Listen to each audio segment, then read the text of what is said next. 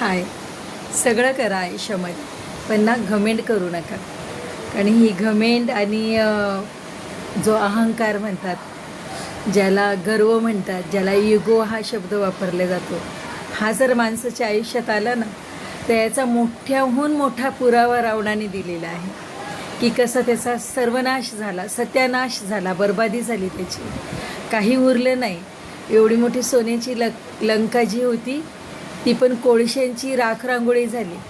त्याचा रुतबा गेला, रुबाब गेला, त्याचं आयुष्य संपलं, त्याची इज्जत गेली आणि सगळं काही लंकेश्वराचं तहेस नहेस झालं. आणि कारण सांगतात, इतिहास गवाह आहे की शास्त्रांमध्येही लिहिलेलं आहे की फक्त अहंकार, गर्व आणि जो युगो असतो त्याने तो पूर्णपणे लॉसमध्ये गेला रावण. तसंच माणसाचंही आहे. ज्याला ज्याला गर्व आहे ना, त्याने त्याचा गर्व टिकवून बघा. जी सुंदरतेचा गर्व असेल ना, ते पण एक वयाची मर्यादा असते. त्याच्यानंतर आलेल्या झुऱ्या, झालेला काळवटपणा आणि चेहऱ्यावरची, शरीरावरची जी हाडं थकलेली असतात आणि जो थकवा जाणवतो, जो समोर स्पष्ट दिसतो, तर ती सुंदरता तिथे संपून जाते. आणि राहिली दौलत, त्याच्यावरही गर्व करून बघा. नाही नष्ट झाली तर त्याचे पुरावे दिले आहेत इतिहासाने. कारण ती पण 1 मिनिट लागतो. त्या परमात्म्याला जर आवडलं नाही ना तुमचा गर्व आणि अहंकार, सगळं तहेस नहेस सत्यानाश व्हायला 1 मिनिट नाही लागणार. सगळं काही निघून जाईल.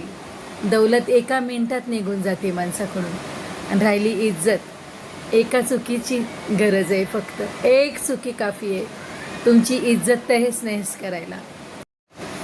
म्हणून किती लॉस करून घ्यायचं आहे प्रत्येकाने आपलं आपलं ठरवा.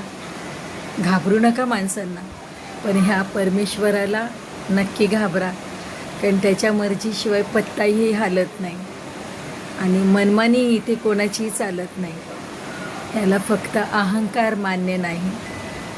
मग तुमचा सर्वनाश नक्कीच आहे. तुम्ही टिकवून बघा स्वतःकडे गर्व, इगो आणि अहंकार करून बघा. कारण या परमेश्वराला खूप आणि खूप चीड आणि तिरस्कार आहे या गोष्टींचा. आजपर्यंत पुरावे मिळालेले आहेत त्या गोष्टींचे की सगळं काही नाहीसं झालेलं आहे. अशा लोकांचं अस्तित्वच खतम झालेलं आहे. अशा लोकांचं, गर्व करणाऱ्यांचं. भिवून राहा, थोडे भिवून परमेश्वराला.